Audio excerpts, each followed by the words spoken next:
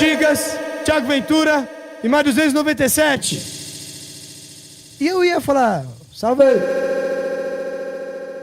Hoje eu pego essa novinha de jeito. Hoje eu pego essa novinha no talento. Hoje eu pego essa novinha de jeito. Hoje eu pego essa novinha no talento. Quantas botadas você quer que eu te boto? Fala 300, fala 300. Quantas botadas você quer que eu te empurro? Fala 300, fala 300. Quantas botadas você quer que eu te boto? Fala 300, fala 300. Quantas botadas você quer que eu te empurro? Fala 300, fala 300.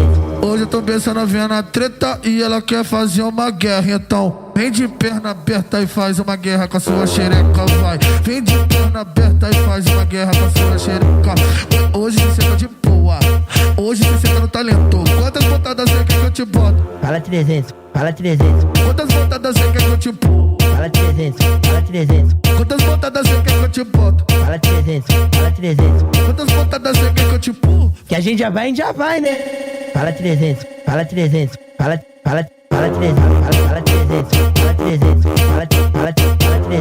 Fala 300, fala 300. Fala 300, fala 300. Hoje eu pego essa novinha de jeito. Hoje eu pego essa novinha no talento. Hoje eu pego essa novinha de jeito. Hoje eu pego essa novinha no talento. Quantas botadas você quer que eu te boto? Fala 300, fala 300. Quantas botadas você quer que eu te empurro? Fala 300, fala 300. Quantas botadas você quer que eu te boto? Fala 300, fala 300. Quantas botadas você quer que eu te empurro? Fala 300, fala 300. Hoje eu tô vendo essa novinha na treta e ela quer fazer uma guerra. Então vem de perna aberta e faz uma guerra com a sua xereca, vai. Vem de perna aberta e faz uma guerra com a sua xereca. Hoje você tá de boa, hoje você tá no talento. Quantas botadas você quer que eu te boto? Fala 300, fala 300. Quantas botadas você quer que eu te empurro? Fala 300, fala 300. Quantas botadas você quer que eu te boto? Fala 300, fala 300. Quantas botadas você quer que eu te empurro? Que a gente já vai, né? Fala 300, fala 300. Fala 300, fala 300. Fala 300, fala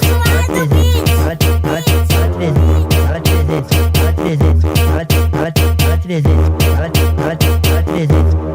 Ô Leandro, você tem que parar de arrumar essas confusão, velho.